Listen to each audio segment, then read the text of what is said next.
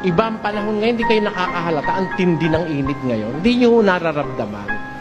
And it is the effect of the depletion and the destruction of the ozone layer. Ang ating pong ozone layer, yung protective covering of the atmosphere of the Earth, na sumasala ho ng matinding radiation sa araw. Yan ho ay butas na ngayon. Hindi naman ho titigil kasi yung pagkasira niyan. Well, hindi naman natin po pwedeng mapigil na dahil napakarami ng pinakawalan sa atmosphere na pansira sa ozone layer. Ang isa pong nakakasira riyan, pagka kayo nagsisiga, yung plastic. Pag sinindihan mo yung plastic, nakakagawa po yan ng isang chemical, yung tinatawag na CFC, yung chlorofluorocarbon. Ayan. Pagka yung refrigerants nakawala sa ref o kaya sa mga sasakyan, nakaalis yung freon, yung tinatawag na freon na nagpapalamig. Tatakas yun, papunta sa atmosphere.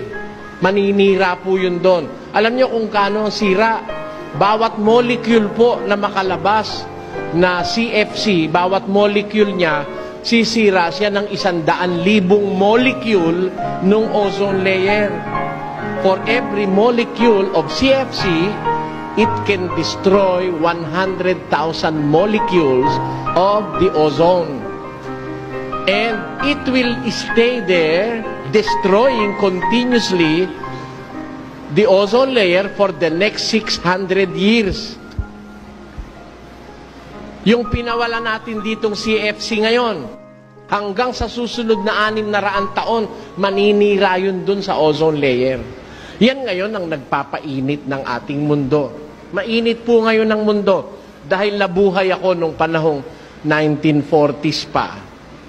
Ako po kasi napanganak 1947 Kaya may isip na ako nung mga 53 ng presidente si Magsaysay, si Garcia. May isip na po ako noon, alam ko na pangyayari. Ikinukumpara ko nung araw, nagpapatintero kami nung mga kalaro ko, yun hubang tumbang preso, saka yung patintero. Laro ho namin yun Sa init ng araw, nakakaya kong mainit Pero ngayon, iba ang pakiramdam ko sa araw. Matindi masyado. Ayan. Yan po ay bunga ng pagkasira ng ating ozone layer. Kaya nasasabi ko, ang ating pong panahon ngayon, isang panahong kritikal. Gaya nung sinasabi ng mga siyentipiko, na magiging 43 degrees centigrade ang temperatura ng average na temperatura ng mundo. Alam niyo ho ba ang kasunod na mga pangyayari ron, mga kababayan? Pagka masyado na pong mainit, magkakaroon po ng pagkatunaw ng yelo sa North and South Pole of the Earth. Matutunaw po ang mga yelo. Tataas ang mga dagat. Kasi po may reserba tayong tubig sa yelo Malamig dun sa Alaska, sa may North Pole, saka sa South Pole. Puro po yelo yan. May polar caps ang tawag dyan sa ating mundo. Yan ang nagmamantinin ng temperatura ng ating mundo.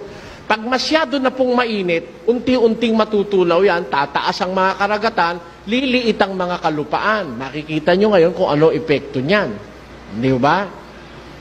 Matitinding mga pagbaha at masyadong malamig na temperatura sa ibang parte at napakainit naman sa ibang parte. Magkakaroon na po ng imbalance na tinatawag. Alam niyo po kasi, ang nature na ginawa ng Diyos sa atin, nakabalance yan Kaya pagka halimbawa, gabi, ngayon walang araw sa Pilipinas, gabi Nandun naman sa kabila ng mundo ang araw, iniinitan naman niya yung kabila. Ito naman sa atin, di na masyadong mainit dahil wala ng araw. Ngayon, bukas naman, ito na namang atin ang aarawan para wag tayong magyelo. Yun ho, nagmamantinin ng temperatura, yung pag-ikot-ikot natin ganun sa araw. Namamantinin ang temperatura ng mundo. Alam po yan ng mga nag-aral ng siyensya. Pagka ho dumating yung masyado ng mainit ang mundo, kahit umiikot pa mundo, mainit na talaga. Ano pa mang gagawa mo? Di ba? Napakainit na.